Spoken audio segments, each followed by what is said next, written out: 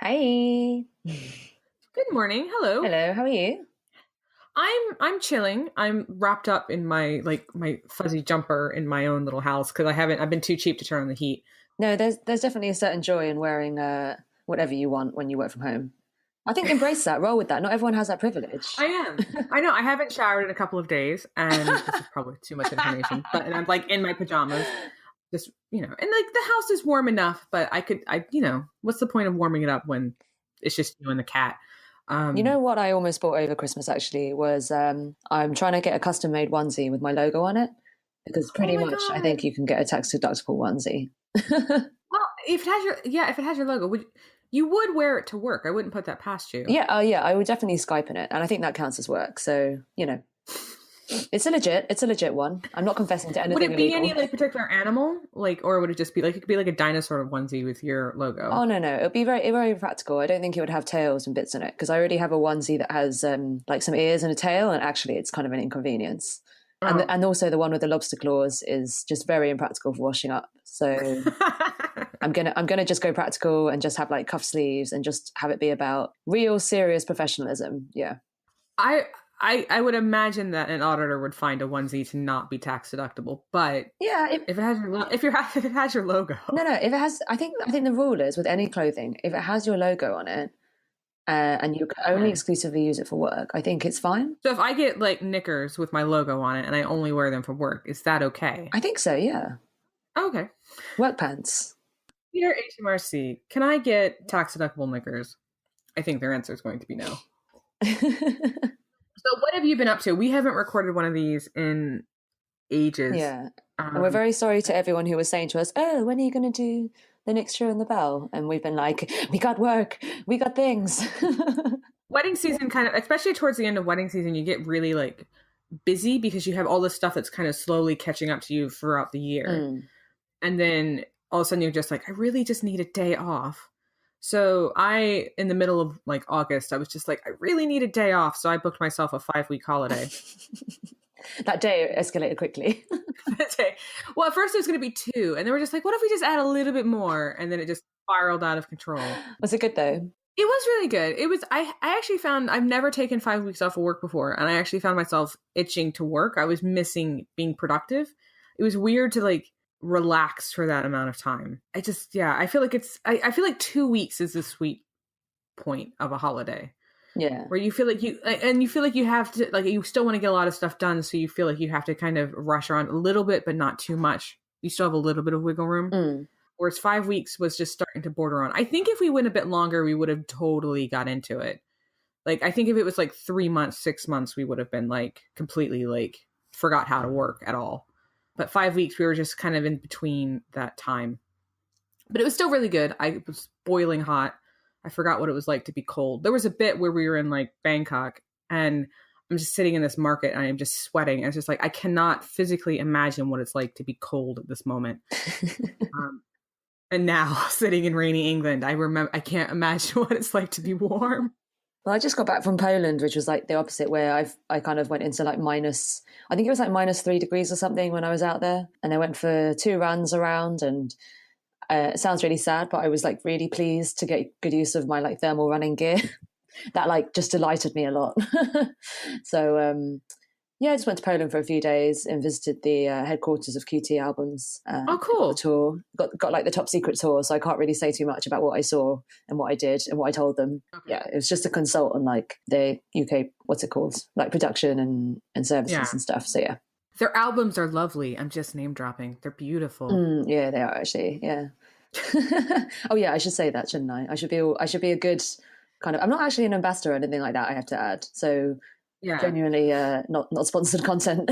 Not being like secretly advertised to, like, or whatever. Yeah. If we talk really nicely about them, then maybe they'll send us more of that fudge and Oh, vodka. They have that cherry vodka that oh, they quite like, and they have their little fudge bars that are really oh, good. you know what, So literally. every box, every album that they come with comes with fudge. Is it fudge? It's Yeah, it's definitely fudge, it's fudge. fudge. But Yeah, so it comes with fudge, and so like I should send the fudge to my clients, but it doesn't usually make it to the clients. It usually just makes it past the box opening, and then be like, oh, well, I saved one for the client. I'm like, well, no, my client doesn't want just one piece of fudge. So, and then it never actually made it to the clients. I had the cherry vodka whilst I was out there actually, and they gave us a bottle and they told us, take some bottles home. But I was a bit worried about it cracking in my suitcase and stuff because I had a soft padded suitcase. So I could have brought you back some cherry vodka, but I didn't. I didn't realize you liked it so much. I actually don't really like cherry vodka. I put up with it because it's vodka. I don't. Yeah, I don't like cherries. I find cherries a bit too. I don't know. Yeah, I just don't really like them. Okay. So, but I will tolerate cherry vodka. I think if it's in like a mixer, it's not too bad. But it's not like chocolate vodka or something like that. Is that a thing? I feel like chocolate vodka would be disgusting. You're talking to someone who's definitely like fruit over chocolatey, fudgy things. Because I was going to say I'm not bothered about the fudge. I'm like, take or leave the fudge. I like how we haven't even mentioned the topic of this podcast. Oh shit! Yet. Yeah, we've just gone off on chocolate vodka. It's okay. You can cut a title in earlier, right? Yeah, somewhere. At some point, the theme tune's going to kick in. So. Oh yeah, I might need to edit that in. I didn't think I uploaded that. Yeah. So theme tune, yay! Oh yeah. Chua and the Bell. Oh, there we go. So the purpose of this, we were going to kind of talk about Sony versus Fuji, because we wanted to record a video on it, but it's really hard to do it in a very short amount of time. So we thought we'd have like a longer conversation about Sony versus Fuji, and then maybe make a shorter video about Sony versus Fuji. I think it's a really interesting subject matter, and I think I get a lot of people asking me about it. Like a lot of people are really curious about mirrorless. Yeah. And like, oh, I've heard about this and I've heard about that.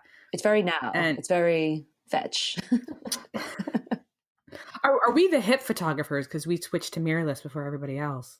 I think we are. Yeah, I think we're in vogue. I think we're ahead of the curve. And no, I don't know.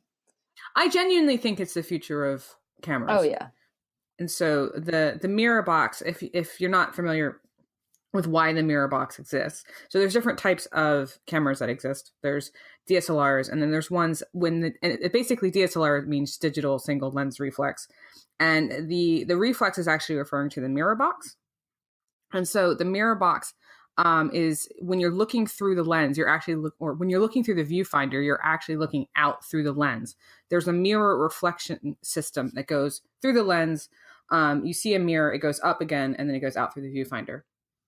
And so what you're seeing through is real time, which is kind of an improvement on the old school cameras where you saw like a little box that was a little bit removed from what the actual lens was seeing. So if you ever held up like an old school camera to your face and it's been like 2 inches off to the left, like sometimes I think when you shoot Polaroids, it still kind of does that, where it's like a couple of inches off to the left. Old school rangefinders as well. Yeah, so it was kind of like the SLRs were like this improvement on what used to be because you were actually seeing through the lens. There are some cameras that do what's called a leaf shutter, where the shutter comes down rather than flips up back and forth. And so I don't even know when DSLRs came out. It must have been maybe the 50s or the 60s. But at that point, huge advancement on what had been previously. And then you kind of get to the point where now professional DSLRs can shoot about 1/8,000th of a second. And that's as fast as they can make that shutter go up and down. And so they've kind of got to the point where they can't really do much more with that mirror. And so before you couldn't really get shutter speeds that were that fast with these mirrors. They've kind of reached the point where the mirrors have done as much as they can do. But in order to see through the lens, you don't technically need to use a mirror system anymore. Technology has caught up to the point where you can actually see what the sensor is seeing. Because we're not working with film anymore, we're working digitally. And the processors in these cameras are fast enough that you can actually see what the sensor is seeing and not get like a lot of lag. It's pretty much real time. So 10 years ago, 15 years ago, they were kind of experimenting with this, but it was not fast enough. Whereas now they can actually make the cameras faster than they can with DSLRs.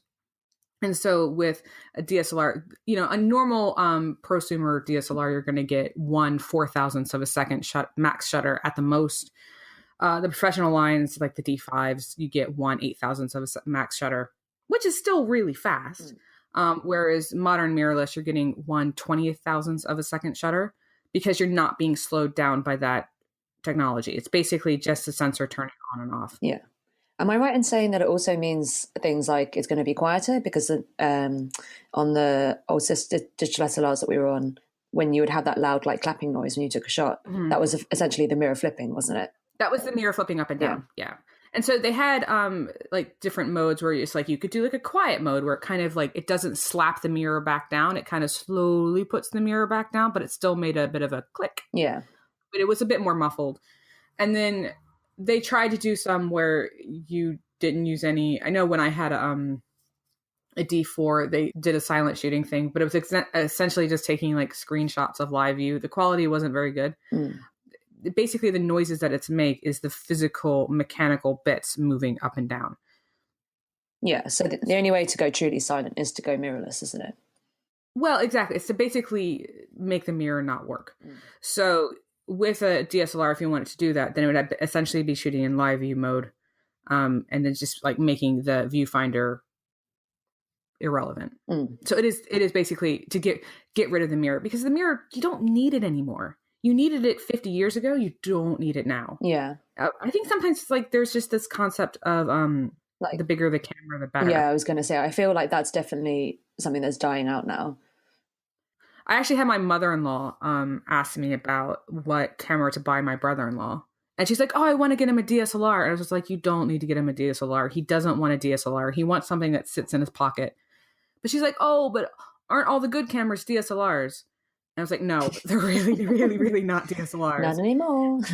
And so I recommended her like the Canon PowerShot, and he loved it. It was perfect because he just wanted something he could just stick in his pocket. And even like her perception of what made a good camera was really interesting. She just thought the bigger the camera, the better the camera. And that's absolutely not the case. Yeah. And you still sometimes get that, like people have actually specifically asked me, when you go to weddings, do guests not kind of question your authority or something when you turn up and you have this smaller camera? And to be honest, I find that like anyone who actually knows anything about photography just comes up to me and starts asking me straight away, like, oh, wicked, how is mirrorless? Do you love it? And asking me stuff like that. The only people who would ever actually say like, oh, is that a real camera? Basically, they don't know. It's true. And I actually had someone last year then was like, oh, well, those cameras are good for your smaller hands. And I was about to tell him off. And genuinely, the music for the first dance, at least I thought the music for the first dance started just as I was about to turn around and be like, oh. And I was just like, okay, well, it's probably for the best because it maybe would have questioned my professionalism. But I think that's the only time I've ever had anyone say anything to me about it, like the size of the cameras. Yeah. But the cameras, it's all kind of about perspective. So if someone's standing next to you with like a really large body, then it's going to look a lot smaller. But it's still bigger than anybody else's cameras that are generally there. Yeah. Anyone else's phones, really, isn't it? Yeah. We were going to cover, so which camera what cameras you shoot on? Oh, you're asking me that right now? Yeah, I know. Yeah. I know the answer, but I'm going to ask you anyway. Oh, okay. Oh, what a surprise question. Marianne Chua, what is your camera of choice? So I'm currently shooting on two Fuji X-T2s. And I say two because I dual shoot and I don't really tend to change lenses that much. I carry 3 lenses with me. And just to explain, so because the Fuji has a smaller sensor size, it's not full frame like the Sony. I'm going to refer to lenses as like a 23 millimeter on Fuji is a 35 millimeter equivalent. So I'm just going to refer to them in their like full frame equivalents just for the sake of it. But just bear in mind, if you search for like 35 millimeter lens on Fuji, it doesn't exist. It's a 23. But anyway, so I carry the effective equivalent of a 35, 24 and 85, just to be confusing. Okay, I'll restate that as 24, 35, 85. Two wide ones and then an 85. Yeah. So I pretty much keep the 35 and the 85 on all the time, and then I switch into the 24 when I am doing like first dance or to obviously take like wide venue shots, things like that. And I originally started on the X Pro 2 actually, because at the time I sort of switched to Fuji. The X-T2 wasn't out, so I had the choice between the X Pro 2 and the X-T1. And I knew that the autofocus on the X Pro 2 was a lot better than the X-T1, so I kind of did that. And the X Pro 2 is basically the one that when you Google it, you'll see it looks like an old school rangefinder with the viewfinder to the left hand side. Yeah. And the main difference between the two systems, and the reason why I switched to X-T2 was because the X Pro 2 has what do they call, like an optical viewfinder as well as electronic. So with an electronic viewfinder, basically the beauty of it, and it's almost impossible to go back now, I find, is that you can pretty much see the finished shot that you're going to take live. So basically, gone are the days where you are taking a shot and you don't chimp and you realize like 20 shots later that you're underexposed. Your exposure was, yeah. You basically, that never happens anymore because you would just know instantly if you're underexposed. You can see it as it happens. The X Pro 2 has an optical viewfinder with, how do I describe it? Kind of like guidelines, like the frame lines are within the viewfinder. So it's like you can see things coming into the frame before they're in the frame, if that makes sense. Yeah. It possibly doesn't, but anyway. And basically the advantage of that is like old school street shooters love it because they can essentially time their compositions a lot better for things that are moving in and out the sides of the frame or the top of the bottom. That's really interesting. Okay. Yeah. So, but I find the thing is I don't really need that purpose. And I find because there's a slight like that parallel, whatever it's called, parallel-lex. I can't say the word. Look it up, parallel. It's like parallel. Parallel-lex? Yeah. What? No. You know what I mean, okay. right? Yeah. Yeah. that correction that happens between the distance between the viewfinder and the lens when the viewfinder's inside. So that meant it was there is a little bit of a difference between what you see and what you take. And for me, it's like I'm not. Yeah, it was just something that you have to adjust to. And I know there are some wedding photographers who use the X Pro 2, love it, and really sort of milk that feature. But for me, I was like, no, I need less brain power, not more brain power. Yeah, so because I didn't really need that advantage, I switched to the X-T2 where the viewfinder is in the middle and it sort of looks very similar to, I guess, an old school film 35 camera. Yeah. The Fujis are styled really well. Oh, beautiful. Absolutely beautiful. And you know what, as well as the old styling, it does translate into some sort of practical advantages. So they have a lot of these dials on the top and stuff, and most digital SLRs kind of work on this kind of button system. I was actually on a Nikon DF before I switched to Fuji, so I was already used to the dials, and I do love and miss my DF sometimes, but basically it looked like a fatter, bulkier version of my X-T2. And there is something, once you get used to using dials, it's kind of like I just can't imagine using buttons anymore because it's very intuitive and you just literally just turn things, you just turn little knobs all the time, basically.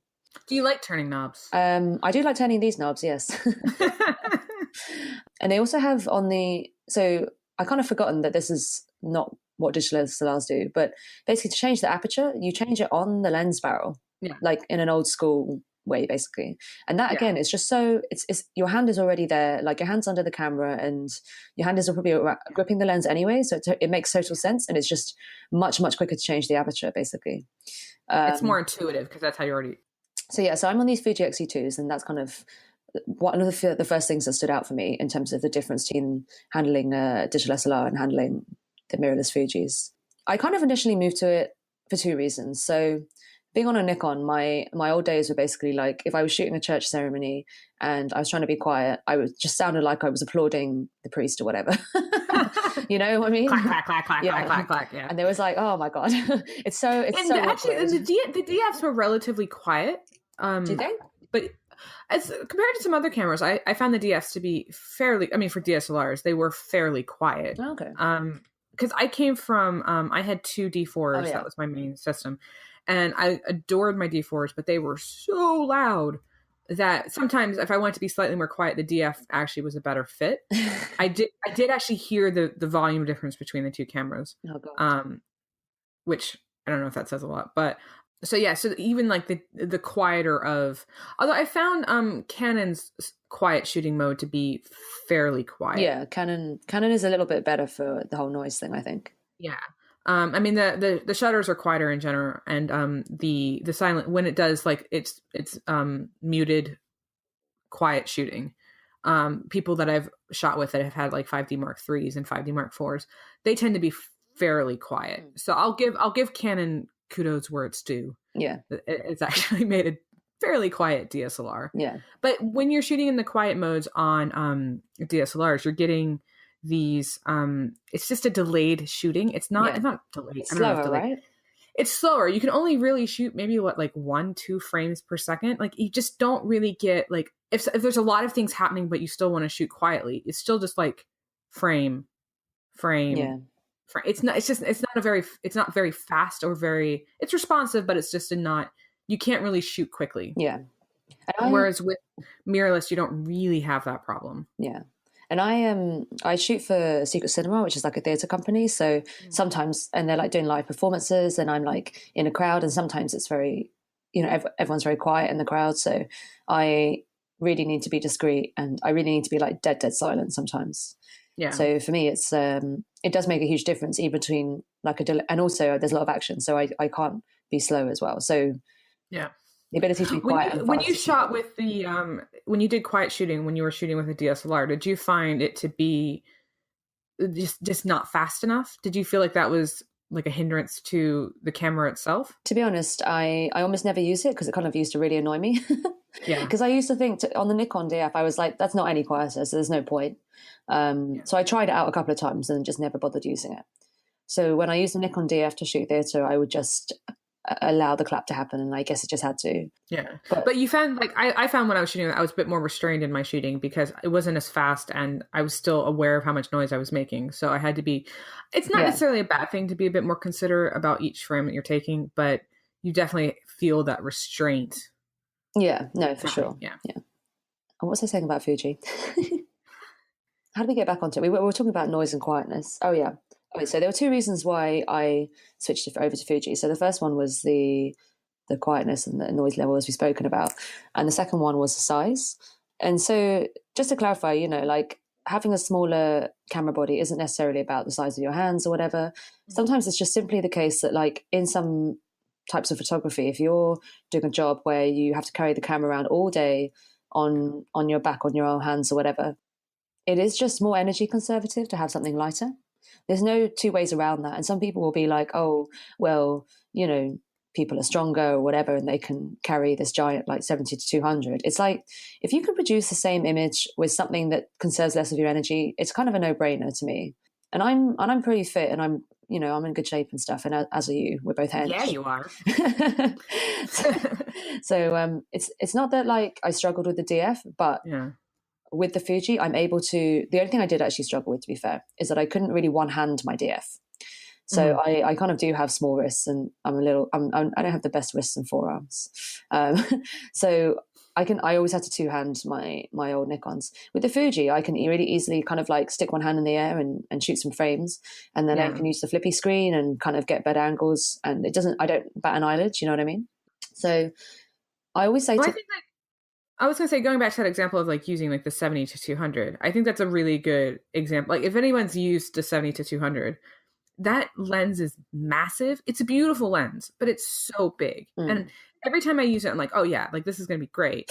And then after about 10 minutes, I'm just like, I'm so tired of that lens. I'm just, because it's so bulky. Yeah. Get like, if I wanted to like switch cameras and like shoot wide, all of a sudden I have this giant thing just attached to my hip. It's just, it's one of those things where it's a really good example of when weight just kind of just gets really tiresome. Yeah. It's surplus. It's surplus weight. It's a really beautiful lens. And it's one of those lenses where I can't really argue against having it in a bag. But it's just, every time I use it, I remind myself why I don't like it. A love-hate thing going on there. Yeah. And that's actually maybe the reason why I haven't bought it, is because every time I'm considering using it or considering buying it, I like will rent it or I'll borrow it from a friend. And then I'll be like, oh, this is why I don't have this lens. Because even if it's like in my backpack, it just takes up the whole thing. It's so big. Yeah. And it's not necessarily that much of an improvement on other lenses. Like the 85 is a gorgeous lens and takes up a quarter of the space. Anyways, sorry, rant about the 7200. Moving on. No, it's all right. Yeah, those are the two main things that made me switch over to Fuji. But after I moved over, I found obviously there were like loads of other things that I loved about it. Yeah. So one of the main things that makes Fuji stand out, I think, from both the sort of classic Nikon Canon set and also from Sony is they have this thing that they call like the philosophy of Kaizen, which is, so I mean, they're a Japanese company, so I think this is a Japanese thing. And I'm pretty sure all of the camera manufacturers are Japanese. I can't think of one camera manufacturer that's not Japanese. Oh, yeah. Maybe like there's some rangefinders and stuff that are German and stuff like that. I wonder why that is. They're just really good at it. I mean, they're good at a lot of things. They're good at sushi, they're good at bullet trains, and they're definitely good at cameras. But pretty like Canon's Japanese, Nikon's Japanese, Sony, Fuji, they're all Japanese. Oh, okay. Yeah. Panasonic is also Japanese. I'm sure someone will correct me if I'm wrong. insert correction later. But so it's possible that the other camera manufacturers have that philosophy as well. But anyways, I don't know anything about it. So please tell me about the philosophy of Kaizen, because I don't know. Okay. So basically it means continuous improvement. So this is me reading directly from something I Googled, by the way. So it's basically a long-term approach to work that systematically seeks to achieve small incremental changes in processes in order to improve efficiency and quality. Basically, what that translates to is, unlike a lot of the other camera systems where they produce like a body, they bring it out, and sometimes they might fix some bugs, but essentially that's it. You will then sort of upgrade to the next Mark 4, Mark 3, whatever it is, right? Fuji actually don't produce that many bodies. What they do instead is produce a lot of firmware updates. Mm-hmm. So in the couple of years that I've had my X-T2, I think it's about 2 years or maybe just a bit under, I've probably had about 5 different firmware updates, and I've actually been technically given like a new internal system. So the autofocus, they have completely changed it from when I first bought it, which is if you think about it, amazing, because it's kind of like you don't have to invest in a new camera every time. You don't have to feel that pressure to upgrade. And I think that's a really nice kind of, it's not eco-friendly, that's not the right word, but in this kind of day and age now where we're thinking a lot about not being wasteful and about recycling and not just producing, kind of fast fashion is what I want to say, but it's not quite right. But you know what I mean? It's like, I think it's just a nice philosophy that I think is very generous of them and kind of sits very well with me. And I just like, and I think even if all the other camera companies are Japanese, I'm pretty sure none of them specifically openly follow this kind of attitude of basically saying, we're going to give you a lot of free upgrades wherever we can. As far as we can push this camera body, we're going to keep going with it. Yeah. And like I said, it's free. They don't charge you for this. So, I bought the X-T2 and my X-T2 has gotten better over time, which is great. That's really great. Yeah. So I don't know. Does Sony do that, or? I feel like Sony's development cycle is a lot quicker, so they tend to go from one camera model to another in a relatively short amount of time. So I think you can kind of look at it in different ways. You can look at it being like, oh, I wish they would just release a firmware update. But also, I think they're putting a lot of money into research and development, and so they're actually pushing these technology advances a lot faster than a lot of other companies are doing. So you could still say that they still do the firmware updates. I mean, I just had a new firmware update for my A9 come out a couple of days ago, which was, I think, an autofocus update as well. So they're doing the updates, but they seem to be. I think Sony's quite well known for having a really fast development cycle between camera models. So the X Pro 2 came out 2 years ago, and have they not released a competitor for that yet then? Oh no, so I'm on the X-T2 now. Oh, X-T2, sorry. So they brought out the X Pro 2 and then soon after brought out the X-T2, which is just to upgrade the X-T1. Mm-hmm. But since then they have brought out a medium format camera, which is kind of a little bit different. But no, that's it. Oh, okay. Whereas Sony it seems like every 6 months Sony's coming out with a new camera. So it kind of depends on how would you prefer that to be. I feel like Sony is really putting money in R&D, and that's kind of why they keep pushing the new or just keep coming out with new cameras, but they're all sort of a little bit different. But are they different enough? Models. You know what I mean? Well, I think a really good example of this is like the A7R2 versus the A7R3. So the A7R2 came out a few years ago, and they just came out with the A7R3. So that's a few years difference. And there isn't really a camera in their lineup that's similar to the A7R2 and 3. It's like a 42 megapixel monster of a camera. But they actually didn't really do a lot of upgrades to the sensor because the sensor was already really good. They upgraded the autofocus system and they made it to be multiple cards. And they've kind of just changed the physical body of it a little bit more in the ways that they hadn't before. So things like mechanical upgrades, you can't really do by a firmware update. Yeah, that's true. But, with Fuji, why change perfection?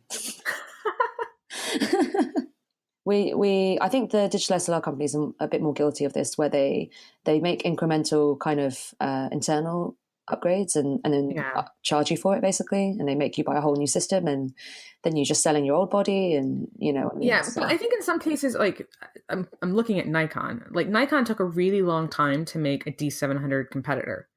So they made the D700. Oh God, it must have been 2006 or 2007, ages ago. And then they didn't come out with the D750 until another 7 or 8 years later. And when people were dying for a D700 update.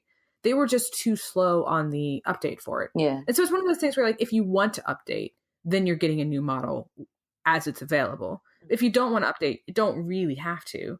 But to have to, like, especially when you're tied into a camera system and you're having to wait.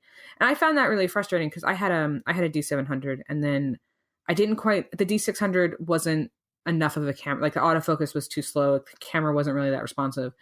I bought a D800. I just found it was just too, the file sizes were way too big. Yeah, yeah. And it wasn't practical for the amount of weddings and the amount of images I was shooting. And so I didn't have any other choice if I wanted to have like the camera that I wanted. I had to buy a D4. There was just no other camera available. And so they took so long to go between D700 to D750 that I felt like I was trapped in a camera system. And so it's kind of nice to say, like, okay, here's a recent update. You can have that if you want it now.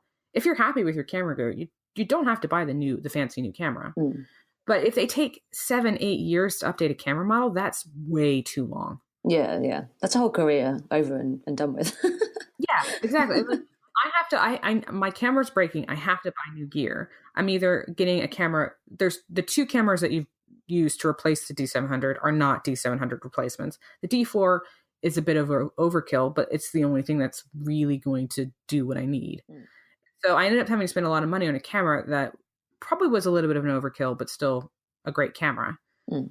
Just because their development cycle was too long. Or I'd almost rather the quicker development cycle, that if I do want to upgrade, it's there. If I don't want to upgrade, I don't have to. But I'd rather them not be stingy, being like to cripple a camera where they don't need to. And I feel like the DF is an example of the camera being crippled when it doesn't need to be crippled. So I had a DF and I liked it a lot. It was a really good camera, but like it didn't do video. It was perfectly capable of doing video. There was like the D4 did video and it had the sensor for it. It's the same sensor, but they're crippling a camera where they don't have to cripple the camera. I think it's honestly to force you to like need to buy several bodies maybe or something. So that you'd have to get like one that specializes in this and one that specializes in that. And I agree with you. I just think that's not just not what a lot of the mirrorless companies are about right now. And they're sort of realizing that people, I don't know what they're realizing, but they seem to be more on it. I think they seem to be more responsive to what people want. And I think especially Fuji, they do actually listen to, what people are requesting and things like that. And they do think about it when they do their R&D. So I think we should talk about Sony, to be fair. Yeah. So I was going to just roll into like, so what are you on now then? What are you shooting now? I shoot now, my primary cameras on the wedding day are two A9s. And then I have a A7R2 as a backup in my bag as well. So before that, I shot on two D4s and then had a Nikon DF as a backup. And I quite like that because it was the same sensor across the board. It was just kind of, the DF was just a different format of the D4. And my D4s were breaking. Not that they could actually, they're built like tanks. But they each had about 400 to 500 shutter clicks on the cameras. They were getting a bit worn. And I kind of wanted to move on technology-wise. And so I looked at buying a D5 to replace my older D4. And I had the D5 in my online shopping cart. And I just was like, I'm not excited about this camera, which was really weird because you're spending a lot of money on a very fancy camera. You want to be like excited about it. And I was just like, it's like a D4, just a little bit newer. Like, I'm sure it's a great camera. But when Sony announced the A9, I was very excited about that camera. And so I was just like, why am I buying a D5 when I really want the A9? So I decided to buy one A9 and one lens just to see like how I liked it. And probably about 3 weeks later, I bought the second A9 and then sold all of my Nikon gear. It was a rather quick. I imagined it to happen over like the course of a year, and it happened over the course of like a month. You know what's funny? Like a month later, I did exactly the same thing. Actually, I sort of went in with the same approach where I was quite conservative, and I was like, I'll just try this. And then as soon as I tried it, and I think I used it at 2 different weddings where I second shot for friends for free to sort of make sure, obviously, I wasn't experimenting on my own primary jobs. And I was instantly sold, and I just sold all the Nikons, and I just bought absolutely everything I needed in one go. So it's quite interesting that you did the same thing for yours. Yeah, it was a relatively, because it was just, the cameras were better than I expected. Yeah, like I expected them to be good, but they were fantastic, and so I was like, well, I'm sold. So I bought the A9 with 35 1.4 because 35 is like my favorite focal length. I just kind of started going from there based on recommendations on which lenses and stuff to buy. But I think the main reason why I opt for Sony versus Fuji was I'm a bit of a snob when it comes to crop sensor versus full frame sensors. And I really like full frame sensors. I think there's just a bit more depth to them. There's a bit more, it's just the way it renders, it just feels a little bit more deeper, and it just feels a little bit more intense. Where I feel like crop, I almost feel a little bit stuck in a little bit. I think also it's worth clarifying at this point that we both have quite different shooting styles. And I would definitely, when people have asked me, you know, should I move to Fuji? I do the first thing I tend to ask them is like, how much do you care about the shallow depth of field? Because that is one limitation that I will put my hands up and say about Fuji, is that with the crop sensor, you do lose that shallow depth of field. And if you have like a very romantic style, I don't really recommend Fuji. Or what I found, you know, sort of more romantic photographers are doing is they're shooting Fuji for most of the day, and they carry like their one old Canon body to shoot couple portraits or something. And that doesn't really... I would say definitely my stuff is a lot more romantic. I love the shallow depth of field. I love blurry, out of focus backgrounds in appropriate places. Not everywhere, but in the right spot. I think, you know, it looks sexy in the right place. And for me, if basically the exercise is, would you feel comfortable shooting an entire day on f4 or 5.6 or 7.1? And for me, I would not want to shoot an entire wedding on 5.6. It's just not my style. It's not the way I shoot. It's not the way I think about images. And so if you're shooting on a crop sensor, you're going to be like, okay, so you're composing images more based on layers and on layers and having everything sharp and based on that. And so if that's how you think about photos, then a crop sensor camera makes sense. It's fine. Whereas like for me, like I found back in the day when I went from a D7000 to a D700, I found the difference to be so massive, and especially in how I thought and how I use cameras, that just for me going back to a crop sensor camera just doesn't make any sense. I have nothing against Fuji. I think the cameras are lovely. I think the color rendering is lovely. I think they're doing a really, really great job as far as pushing mirrorless, but I don't want to use a crop sensor camera. And so for me, that was enough to be like, well, that just doesn't make sense. And so Sony has been around for a while, but then they weren't doing, the Sony mirrorlesses have been around for a while, but they weren't doing cameras that shot to multiple cards. And for me, that's like, also like, I have to have a camera that shoots to multiple cards. My primary camera has to shoot to 2 cards. So, because I really don't like SDs. I just, they're fine. I just feel like they're so floppy that you could just look at them funny and they'll just fall apart. Wait, do you not have SDs in your A9? Oh no, there's 2 SDs. Oh, okay. So I don't want to trust just one SD. Okay, yeah. So, and also like part of it's like, I'm a klutz. What if I lose a card? And so I just feel more comfortable shooting with a camera to 2 cards. And so I didn't switch to Sony for a while because they hadn't until recently come out with cameras that were shooting to multiple cards. Yeah. So I think like once Sony came out with the camera that shot to multiple cards, I was just like, that's what I've been waiting for. And so it really, really depends on how you shoot. And so how are you finding like the Fujis with things like low light? Because you do sometimes see smaller sensor cameras not being rated for the same low light capabilities as like the bigger sensors. How have you been finding that with Fuji? I find it fine, to be honest. And like, I think sometimes when I shoot it, I sort of think, oh, you know, where full frame files better from my Nikon. And then actually, when I've then had second shooters come along with me who've been using like various Canon and Nikon bodies, and I've compared their files to mine, I've realized, no, actually, the Fuji's fine. It's really sharp and it performs really well in low light. And I think as long as you are, you know, doing the same sort of technique where you're not underexposing and you're making sure that you are, you know, bang on, then you're not going to get too much noise. And definitely not a level of noise that I can't at least correct for in Lightroom a little bit if I need to. But no, it's absolutely fine. And I think what would be good is when we do the video version of this, that I was thinking, you know, we should take a couple of side-by-side shots at higher ISO, and it'd be great actually. We could flash it up on the video, don't you think? Yeah, that'd be good. Yeah, so you can see like the ISO noise difference. So I think it's hard to explain something like the visual differences on an audio. Yeah, but I think another place that Fuji definitely wins out is I find like the Fuji system to be just a little bit more affordable. Yeah. Yeah. There's a huge price difference between them, and so I think if finance and money as an option is a problem, I'm not saying it's not a problem for me. I spend entirely too much money on camera gear.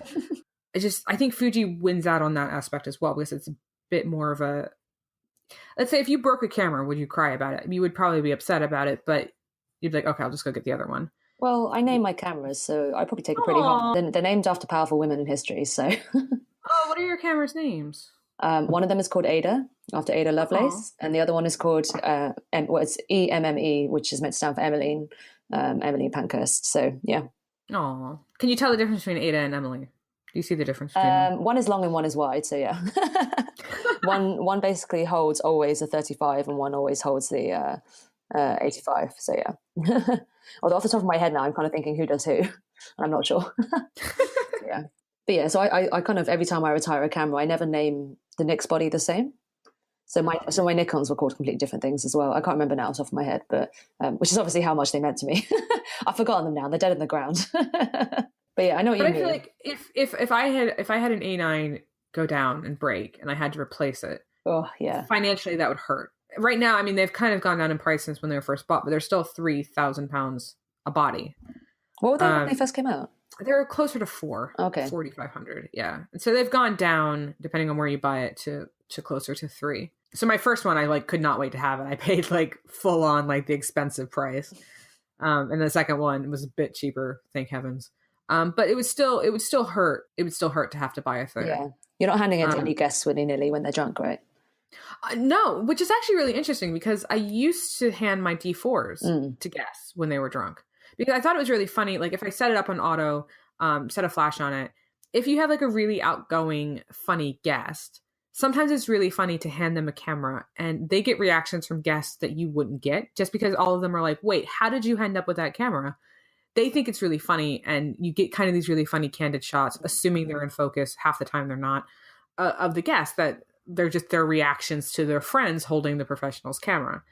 With the Sonys, I don't do that. I've actually had people asked to do it, and I was just like, I was like, no. It's really complicated, but I don't think it's just they're not as intuitive as a DSLR is. Yeah. I think people know kind of like, oh, I just click this button and it goes. Yeah. The Sonys are a bit more confusing, especially because I'm using things like back button focusing. People really don't understand how that works. And so I've had a few people ask me this year to do it. And it's just like, no, it's just, I just don't feel like they would be able to use the camera. To be honest, I think this is one of the things that Sony's kind of famous for as well, is having like a really non-intuitive menu. Yeah. And non-intuitive. I don't actually know how the handling is, but I don't know if that translates into the handling. They basically make the camera so you can really, really customize it. So there's loads of like custom buttons all over the camera. You can pretty much program any button on the camera to do whatever you want it to do, which is really cool. So you can sit down and be like, okay, this is how I think and this is how I shoot. And you can set up the camera to basically be all of these things that are based around how you think and how you shoot. So I have a custom button on mine where it's like, oh shit, things are happening. And it changes all of your, basically all of your things to automatic. So automatic ISO, and changes your shutter to be really high. And it just basically just like, and then goes into like, just shoot as many photos as possible. And you can set all that with one, like you just press one button. With one button. So basically I just hit this one button and then it goes into, oh shit, things are happening mode. That sounds good, actually. It's a really, really good mode. But if I hand my camera to somebody else, they might hit the button and be like, oh, like what just happened? Like all of the settings are different. And so you can really, really customize it, but it makes it really difficult to hand your camera off to other people. It can be very intuitive for you because it's based around how you think, but then it makes it impossible to hand your camera to somebody else. So if I handed a camera to a second shooter, unless they were already familiar with Sony, chances are they'd be really confused by the camera. And I'm not even talking about people who have no idea how to use a camera. If you're not a Sony shooter and have gotten used to how Sony shoots, you're going to find the camera to be unintuitive.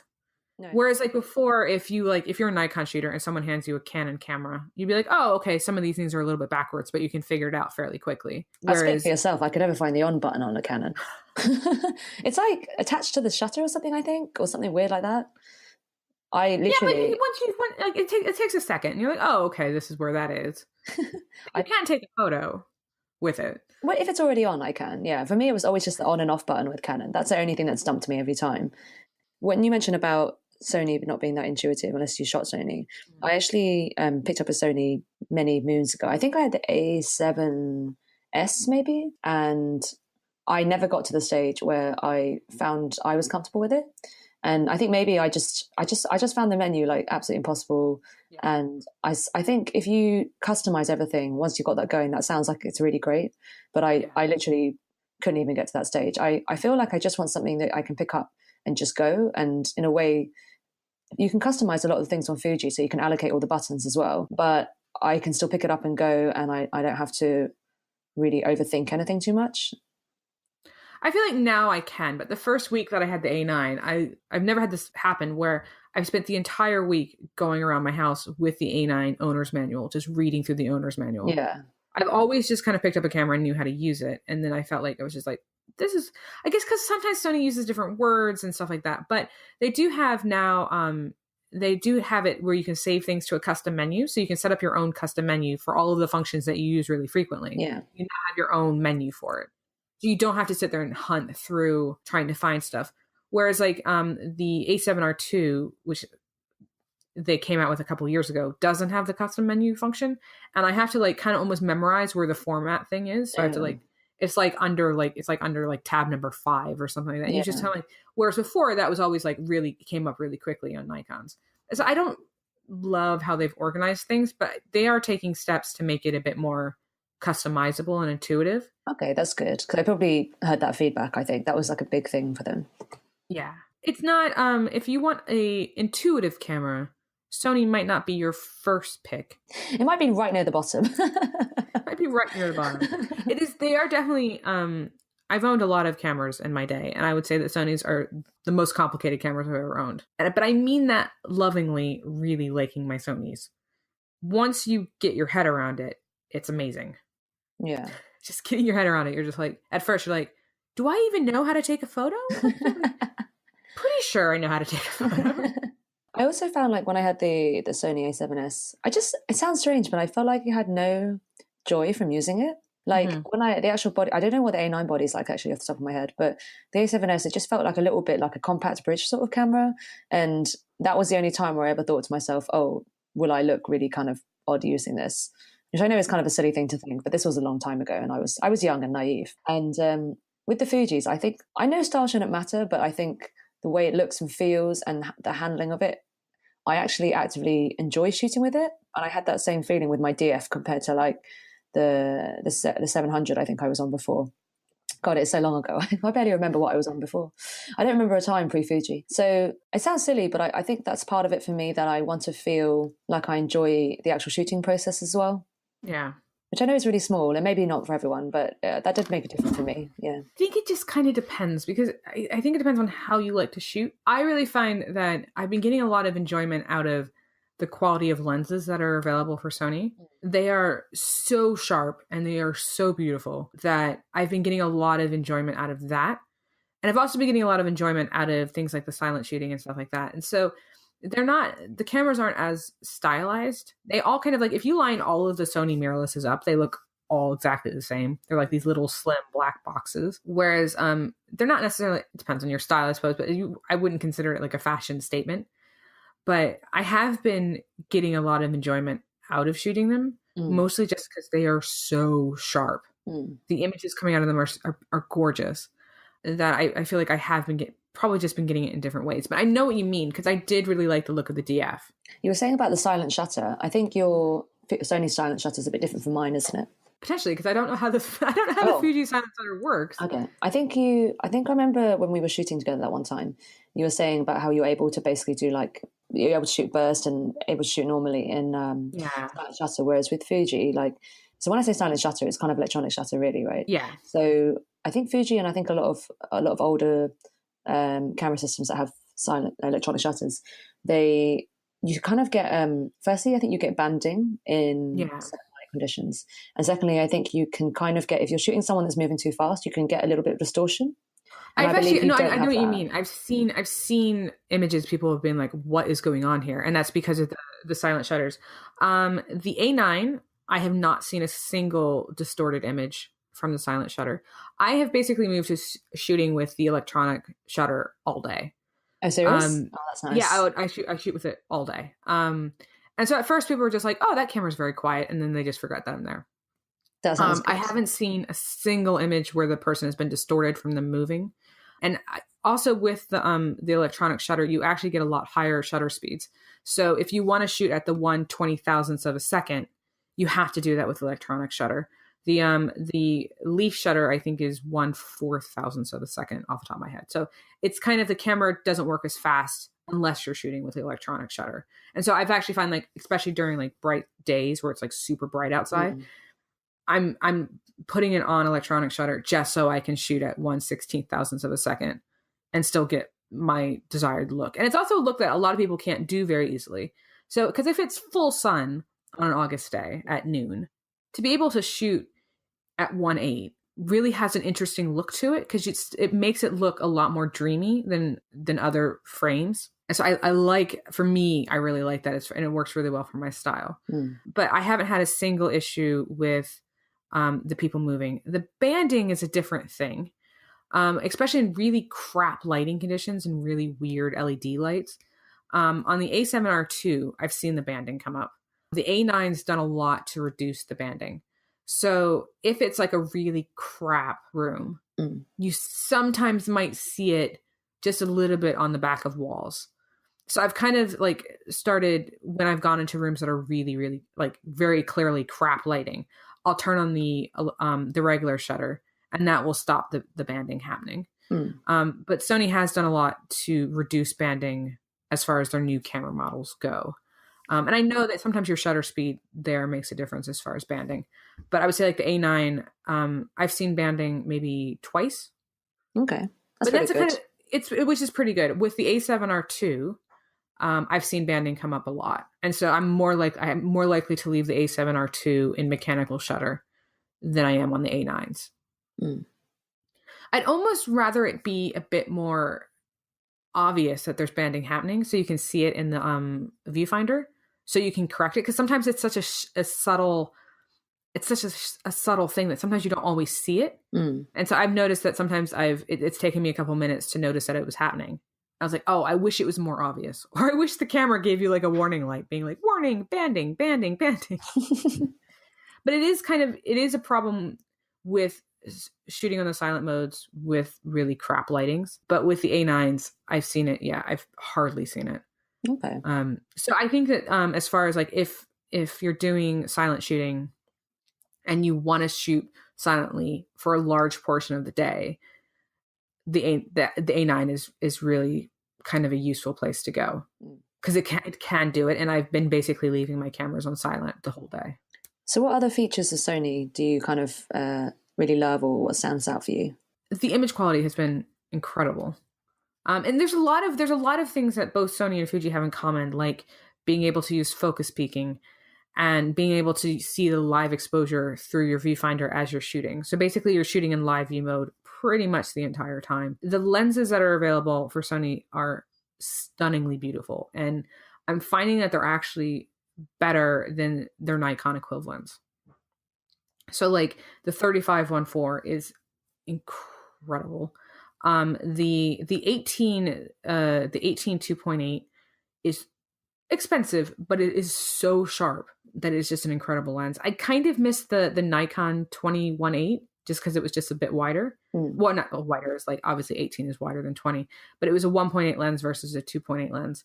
But I can't find fault in their lenses. I find that a lot of them, some of them have more character than others, and some of them are slightly more beautiful, but they're all so sharp that quality wise, I feel like my photography work has improved because I'm just taking sharper images. I'm just getting things out of them that I wasn't really getting out of the Nikons.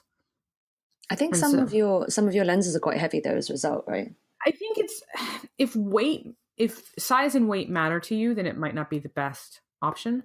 Size and weight don't really matter to me. Like, I'm happy to have a weight reduction, but I'm not going to be like, oh, it's the end of the world. Like, I want it to be just a really beautiful, sharp lens. I don't really care what size it is, unless it's that bloody 70-200, then I do care about the size. But I mean, if it can reduce in weight, that's great. But with full frame sensors, you're going to get bigger lenses. It's like, it's a physics thing. It's not a they're just not adding weight for shits and giggles. It's physically the lens has to be so big to project the image onto a full size sensor. Whereas it's projecting the image onto a smaller sensor, the lens can be slightly smaller. Yeah.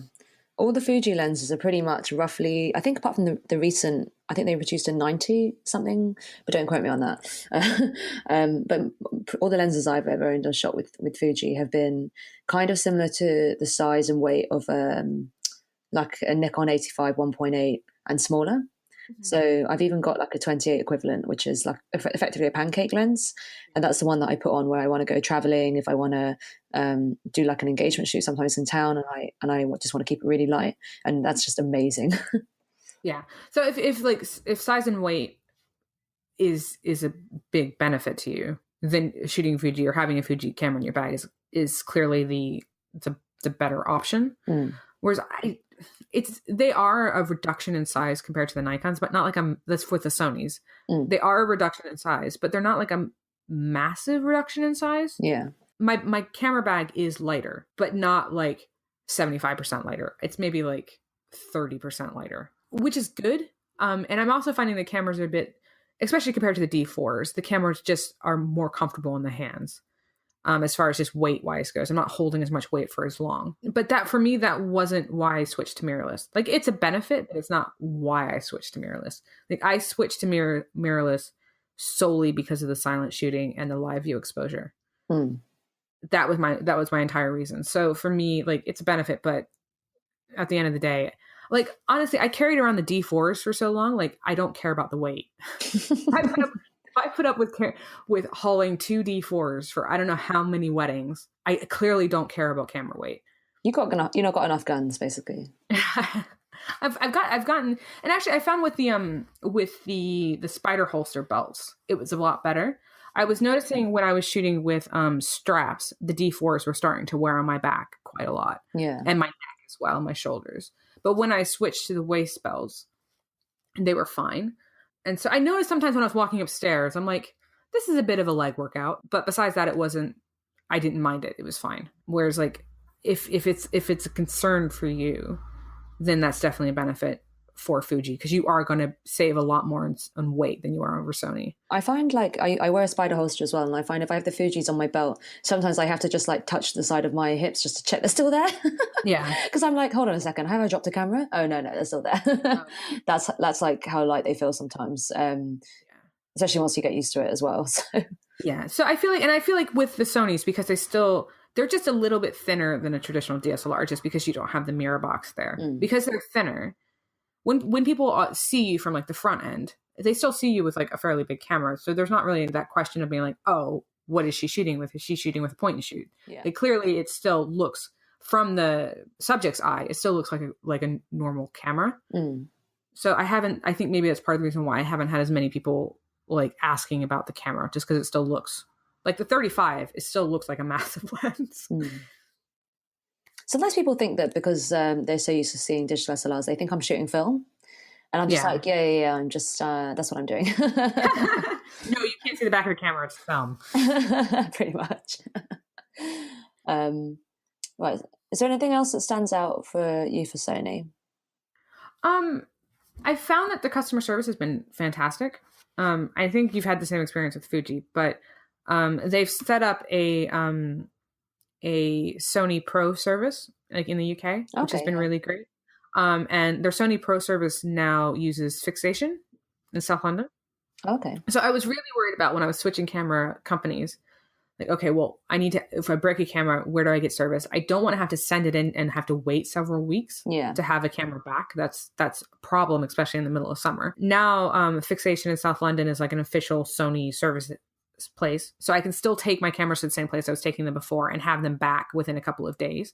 But they're also doing, with the Sony Pro service, they're also doing, if I post them a camera, they will post me a replacement if they can't fix it in 2 days. Yeah. So if I'm out of a camera, they'll have another one for me before the weekend. Okay. No, that sounds good. And they've even sent me boxes like that hold the camera and gear in place to like make sure that like it doesn't get messed around in transit. So they've already like pre-sent me boxes to send them, which has been really, really nice. And so they've been really responsive as far as if one of us had a problem, they've been really responsive about fixing it. Okay. So their Pro service, I think so far with my experience of them, has been better than the Nikon Pro service. We've actually gone somewhere. Like I had the Nikon Pro service and it was just pointless. It was useless. Oh, okay. Whereas the Sony has actually been really, really good as far as sending out replacement equipment and making sure that you're getting the same level of service that you would expect from a Nikon or a Canon service station. So I'm bonus points to them for that. So I don't feel like I'm falling behind on their on the Pro level as far as support goes. Okay. I think I can kind of attest to Fuji's Pro service as well.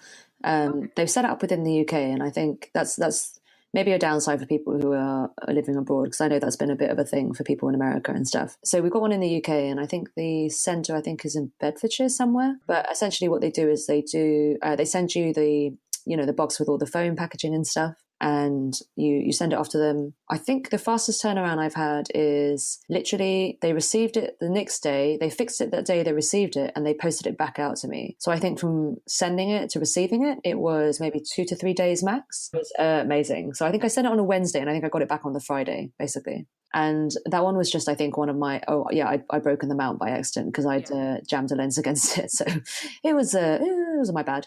I feel like both of the companies are serious about, from a customer service standpoint, really trying to deliver, because they know that some people are like, oh, well, Nikon has all these service centers. Maybe I'll stay with Nikon because I can know and get things fixed. And I've actually found the Pro services to be even better. Yeah. Maybe because there's just not as many Sony Pros as there are Nikon Pros, but there's just, it makes the ratios a bit better. It's actually quite funny. There was a bunch of us when they started doing the Sony Pro service. We all were rushing to get low numbers to be who can have the lowest. And so I know one person that has they're number 7 on the Sony Pro service. Oh. I'm number 50. So I'm fairly low, but I wanted to get under 50, and I am. Maybe I shouldn't be saying the number of, whatever, it's fine. You can just beep them out later. Add a little beep on top. I'm number 2. No, I'm not number 2. But it's been, from a customer service standpoint, that was something I was concerned about when switching, and I found that it's actually been much better than what I was experiencing on Nikon. Yeah, I agree. I don't think people need to worry about that kind of thing with fixing and where can I get it repaired. I think all of that's kind of covered for both the mirrorless systems. And I've been finding that I was also worried about if something breaks and I need to hire something, then I'm going to have trouble finding a place to hire that. And all of the major hire places, the rental places in London, they all have Sony mirrorless gear now. And I think so many people are using them for video that I've actually found everything I wanted to hire has been available. Yeah. So all of the concerns I had before switching as far as the service and the hire and stuff like that, not been an issue whatsoever. I haven't actually tried to hire any Fuji kits. So I was just thinking, where do they... I'm sure at the beginning, actually, I might have hired something from what was Calumet at the time in Drummond Street, and which I think is now moved, I believe. But yeah, so I haven't checked all the other places, but I'm pretty confident they're going to have Fuji in most places. Yeah. Yeah. So I said that very confidently with no basis. Well, I actually haven't seen. I haven't looked though. Yeah. I've seen a lot of Canon, Nikon, and Sony hire stuff, but I haven't really seen. I haven't, off the top of my head, I can't recall seeing a Fuji. But I'm going to make a note to take this out because neither of us can verify this. Overall, though, I feel like the benefits of mirrorless between the two cameras are fairly similar. It just depends on how you shoot. If you want to shoot that really romantic full frame style, you're not going to get that look out of Fuji. Whereas if you shoot documentary street photography type style, the Sony isn't as necessary as you might as well just shoot with the Fuji because you're going to get the same look. Whereas the Fuji's, you can't get the full frame look with it because it's just a crop sensor camera. And I know Fuji makes a medium format camera, but that's just not really practical for me. Yeah, it's heavier and it's a little bit slower, and I think it's more suitable for a lot of studio work. Although I do know some wedding photographers who are carrying it to weddings, actually. Yeah, and I could see, I like to have two cameras set up exactly the same. I can't imagine me doing it with two Fuji medium formats. Yeah. It just doesn't seem like a practical thing to do. So I've been really happy with the way the Sonys are looking, the way the lenses are coming out. They're just sharp as fuck. I do like how much more affordable the Fujis are. Yeah. And I do think that the Fujis are more user friendly. I think it's sure. just and I really like the Fuji colors. I think Fuji looks really nice. Oh, coming from Nikon, the Fuji colors are so good. But it just kind of, it depends on how you shoot and what you want. Yeah. I think both companies have kind of carved out their own market. Yeah. Like, I think they're not, like, for example, like the 5D Mark IV is kind of competing against the D750. You could almost say that these cameras are fairly similar. Mm. And so it feels like Canon and Nikon have been fighting over exactly the same market for so long. And it seems like the mirrorless companies that are coming out have really done a good job of being like, this is the market that we're going for. And the other company being like, this is the market that we're going for. Yeah. And they're making products for specific groups of people that shoot differently. And so I think if you shoot a particular way, you're going to be really happy with that particular company. Yeah, I think that's a really good summary of that, because you definitely get the sense that there just isn't that much overlap, apart from the fact they're both mirrorless. Yeah. They do feel and shoot and handle really differently, I think. Yeah. And you'll get different things out of them. Yeah, for sure. But I think, like, if I switched to Fuji, I don't think I would be as happy with the Fujis as I am with the Sonys. And vice versa. And vice versa. Like, if you switched to Sony, you wouldn't be as happy. And so I think it's definitely just kind of sitting down like, okay, this is how I shoot, and that's the look that I want. And so if you are happy shooting all day with that, you know, that everything sharp 5.6 street photographer style, I think that's going to be a really good fit. Fuji is going to be a really good fit. But if you want 35 1.4 really shallow depth of field, you're going to be more happy with the Sony. I think in defense of Fuji, so our lenses go to 1.4, and I think it's not as bad as going to 5.6, for example, on a full frame. But I think it's maybe, like around the 2.8 region, I would say. It's closer to 2.8. Okay. Yeah. So there is that. But I know what you mean. I do agree. It doesn't quite have the same creaminess behind it and things like that. Yeah. And so it really, at the end of the day, really depends on how you shoot. And so, like, it's kind of like buying a pair of shoes. Like, one pair of shoes someone's going to love, and the other pair of shoes, like, that's not going to work for me so much. Or maybe a car. Maybe a car is a better example. Like, some people are going to be like, yes, Range Rover all the way. And then other people are going to be like, I'm really happy with just the Mini Cooper. It's just, they're things made for different markets and how people use different things. And so, as far as, like, all of the other things, like the customer service and the build quality of the cameras and stuff like that, they've all been, I don't know, from my end, it's all been fantastic. If people are sort of struggling to decide, I do definitely recommend, like, basically just hiring out. If you're struggling to decide between Sony and Fuji and you're not sure, I definitely recommend just hiring out one of each and trying it, because I think it's something that you can only really know once you're handling it yourself. I had a briefing with Sony, and I knew within a week that it just wasn't for me. And I can't really explain why, but I just knew it. Whereas when I picked up the Fuji, I instantly just got along with it, and I, like you said, you were ready to invest in your Sony system really quickly. I felt that way about Fuji, and I was just ready to go straight away. Because it kind of fit how you were shooting. Well, that was fun. Is there anything else we need to cover? We put down here, what do we want improvement on? What do we want improvement on? So if you could fix anything on your Fujis, what would you fix? What would you change? I'm really holding out for them to basically improve the electronic shutter so that we don't have that rolling thing with fast people moving. If they'd sorted that out, literally, I think that would be my dream. And I would just be like shooting how you are, where you're shooting in silent mode the whole time. Hint, Fuji, I would love that. That's it really, though, to be honest. That's the only thing that I really care about. Yeah. What about you? I think Sony needs to work a little bit on their flash system. Yeah. It seems like the A7R III has made some improvements, but I feel like Sony hasn't really been focusing a lot on flash the way like Nikon was focusing on flash. I felt like the Nikon flash system was a lot more established, and I feel like when I hit the flash on the A9, I don't get the same amount of responsiveness as I would on like a D5. I find like I can't really like spray and pray with flash like I did before.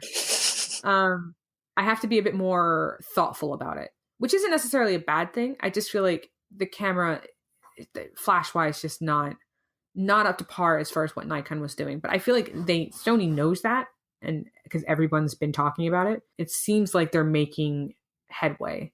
Because a photographer I know out in Cambridgeshire who uses flash quite a lot has just finally switched over to Sony just because of the A7R III fixing some of the flash issues. So I feel like if Sony keeps pushing that, they're going to pretty much be the pro's choice as far as cameras go, because they're filling that hole. What was it? Is it like an issue that was internal in the body, or do you mean in the speedlight models? I think it's internal in the body because it hasn't really made much of a difference on which speedlight model you're using. I've even purchased the Sony flagship flash, and I found it not to be massively different than the other flashes as far as the responsiveness goes. However, I will say that like the Sony flagship flash on the TTL auto modes is like bang on exposure wise. Like I've never had much issues as far as it like really not being able to expose well for TTL. It looks like I can pretty much shoot it and know that it's right exposure wise. I don't have to like chimp on the TTLs, which has been really, really nice because I haven't had the same issues with the Nikon flashes. I found sometimes the Nikon flashes don't handle TTL as well as the Sony. So I find the Sonys to be more accurate. I just can't like just hold the shutter down and just fire like crazy with flash. I have to slow down a little bit. But it seems like they're getting there. And I think once they really get there, then Nikon should be shaking in their boots. So if they're not already, I think they should be. Actually, the fact that you brought up flash has got me thinking. So Fuji brought out they have like one sort of swivel head speedlight model, like flagship speedlight model, I want to say. And I stress that because they do have other flash units out already, but I think there's one that's like just a little pop-up style thing. So and you need it to have the swivel head. The swivel head's important. It needs to go 360. And my main gripe with it was firstly that I think the price was quite steep when it first came in. I probably should just quickly Google it. But the other issue was that they put in, I think it was either an optical wireless system as opposed to a radio system. So basically what that means is like the flashes need to be in a clean line of sight with each other to trigger each other. And I just thought that was obscene. And I even messaged them about it and I was like, what are you doing? Why would you think that was a good idea? Because this is really recent and this is, like radio technology has been around for a while and it's in much cheaper systems. So it was almost like I have literally no idea what they were thinking, because we have like Godox on the market and it's like I think it's a third or a quarter of the price with a better, more advanced technology in it. So I mean, actually maybe that would be the second thing that I would change with Fuji. But the thing is, I didn't really think of that because I already use the Godox system and that is very good. And I just don't think Fuji are going to be able to compete with that. I mean, I think the build quality of the Fuji's flagship speedlight is better than Godox. But having said that, if I break a Godox at like £60 to £100, I mean, I don't care. I'll just buy a new one. So if Fuji produced a speedlight that was a little bit more expensive but more solid build quality, but had the radio wireless thing in it, then I would pay that extra to get something with better build quality. I used to use on Nikon, I used to use SB800 and it was like a proper workhorse and I dropped it loads of times and it was beautiful. And I would buy that secondhand. Just the mental image of you dropping it, being like, it just drops. I'm like, oh, that drop is beautiful. Yeah. It's a destruction. I love it. It's gorgeous. The smashing of the cover. Yeah. No, but honestly, it's fallen so many times and it's always worked. And I would pay more for better build quality. It's not just the case that I think cheaper is better. So I think Fuji really dropped the ball on that one and I have no idea what they were thinking and et cetera, et cetera. So I feel like for both of the companies, flash hasn't really been much of a focus for them. As a working wedding photographer, you have to have a flash system that works. However, Godox has been doing really great stuff. So it's kind of... maybe that's another podcast because I'm actually considering buying a whole set of Godox flashes. I'd love to be able to talk about them just to try and figure out. I have crikey. Like I'm totally blanking. I have one of the Sony flagship flashes. And then I almost have to go upstairs and look at them. What's the other Chinese flash manufacturer? Newer or the young Nuos? Young Nuos? Oh, okay. I have them mostly because I used to have their triggers and I was really, really happy with their triggers. But I feel like Godox has is doing a lot more interesting stuff as far as like having like the larger flash bodies. And I'd like to kind of do a little bit more with that. So I've been seeing a lot of and it seems like there's a really cool trigger coming out for Godox. Yeah, they've just put it out now. They've got like a pro trigger that sort of looks a bit like the Photix Odin. Yeah, and so I was like, oh, that looks really nice. So I'm thinking about giving them a try And so, but this is a topic for a whole nother podcast, because we could talk about flash and flash triggers. We don't have to put this one in. I was just asking because I was like, this is just a preview for the next episode of Chua and Bell. Godex flashes. I bet you can't wait. Yeah, it's good. We can talk about that. I'll show you tomorrow anyway. So okay. I've got the whole system. So yeah. All right. Well, I think we've kind of covered it. I think both cameras are really great, and it just depends on what you want. I think if you're shooting weddings and you want to conserve your energy, or you want to like go quieter, go lighter, or whatever it is, various bits like that. Either way, either mirrorless system is going to be better than digital SLR, I would say. And I think the time has kind of passed where people have been worried about, are mirrorless good enough? And the answer is yes, they are. I am so over the moon thrilled with my switch from DSLRs to mirrorless. Yeah, like it's really been interesting to see how the technology is moving on. And I can understand why some people are really hesitant about switching, because it's a really expensive switch. It's not an easy switch, and especially because you're having to give up so much of your glass. Yeah, like you've spent so much money on having really beautiful Canon and Nikon glass, and then to have to switch that over, unless it makes financial sense for you to do it, I wouldn't recommend doing it until you absolutely have to. But that doesn't mean that you can't have one mirrorless body as a backup in your bag, just in case you have like a really difficult vicar that's just like no photos. You could have if you had a mirrorless body with like a 35, that would be a fantastic backup in a travel camera to have. There's no reason not to have one, and just to see how you get on with it, and then slowly start building up your mirrorless bag without having to just ditch all of your normal DSLR lenses. However, that's what we both did. That's what we both did. However, I would say sell them before everybody else switches, because eventually everyone is going to switch. And the adapters, especially for Sony, they make adapters that go from the DSLR lens to a Sony body. They work, but they make the camera be a bit unbalanced. It's a bit heavy. It doesn't really work as well. So I use an adapter for my 45 tilt shift, which works perfectly fine. But I tried using an adapter for my Nikon 105 1.4, and it was just too big. It just was too unwieldy. It just wasn't. It was heavy, and it wasn't really comfortable to carry around all day. Whereas the 45, I'm not really carrying it around all day. I'm perfectly happy for it to be on an adapter, so that works fine. But if you're thinking oh, how much money am I going to get for my lenses? I would do it. I would sell sooner rather than later, because eventually you're going to get more from them now than you are a few years from now, when everybody does finally see the light and switches over to mirrorless. Yeah. But if you're really thinking about investing money in your cameras, I would be switching to mirrorless. If you're spending money on cameras now, I'd be switching to mirrorless. Yeah, same. I think the future is definitely going forwards that way. The future. Well, I'm really excited about the future, because I think there's going to be robots and self-driving cars and mirrorless cameras. And we're already halfway there. We're already halfway there. We have the mirrorless cameras, and we have the robots. We do actually have the self-driving cars as well coming out. I think we're going to see more of them in the next 10 years. Some people always say that I'm wrong, but I just want to live in an age where I'm old and I have a robot making me dinner. I don't need to go to a retirement home. I can still live in the same house, but then the robots do all of my work for me, which I think we're getting there. But you know that when the revolution comes to the robots, you will probably be one of the first to go. No, I think my robots will like me, because I'll be really nice to them. Okay. I'll name them. I'll treat them well. I'll talk to them. I talk to my cat. I might as well talk to my robot as well. And then when the robot revolution comes, you'll be the one that gets saved. I'll be the one that gets saved, because I never kicked the robot when it was down. I always took care of it, made sure it went to the shop and stuff like that. So I'll be okay, I think.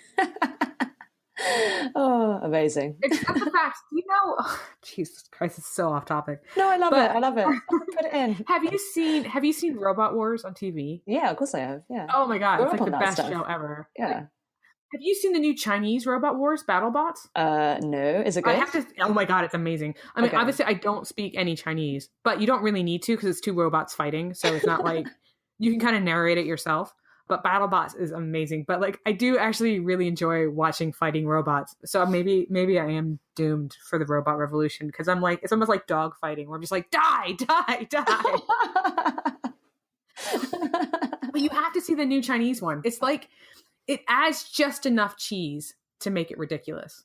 I'll check it out then. Where it has the slow-mo battle robot Like replay destruction. and Yeah, the replay and a little bit of drama. Like it's like watching like the Japanese like shows where they're like going through obstacle courses. Oh yeah, and just creating drama in slow-mo where unnecessary. I think with fighting robots, it's so good. Between your love of fighting robots and me just dropping my Nikon SB800 a lot, I think we are doomed. I think they are going to come for us. That's true. Cool. Robots of the future, if you're listening, we love you. We're sorry. And we just want you to fight in entertaining ways. And that's it. That's fine. I need to find, if anybody knows a way that I can watch live fighting robots, I would be so down for that. I'd be like there, like, like in Robot Wars where they have like the fingers that say like 3, 2, 1, activate. I'd be like there with like the finger in the air being like, yay! I think monster trucks are kind of like maybe. Do they do monster trucks in the UK? No. But like, you have to go back to America for that. That's a very American I'm pretty sure you could go. Well, okay, you're talking about seeing live robot fighting. I think you just need to go to the TV studio audience of Robot Wars. I think that's actually. I don't think you can get tickets because it seems like the audience is so small that I feel like it's all like family members of the robot fighting community. So I've been trying to persuade my husband to build a fighting robot. He's not really having it. He's got better things to do with his time. He's better things to do. But I was like, what if our fighting robot did this? I was like, what if our fighting robot was laser guided? And he's just like, no, we're not building a fighting robot. We have nowhere to test a fighting robot. We have no place to build a fighting robot. I was like, but what if? I'm trying to like think of like fighting robot names and stuff like that. And I gotta admit, I've never thought of that before. I think I feel like I'm not making the most use of my time and I'm not preparing for the future enough now. I don't feel ready for the apocalypse yet. No. But you should. You should at least start like hoarding like water and food just when the robot apocalypse comes. That way they can't use it against you.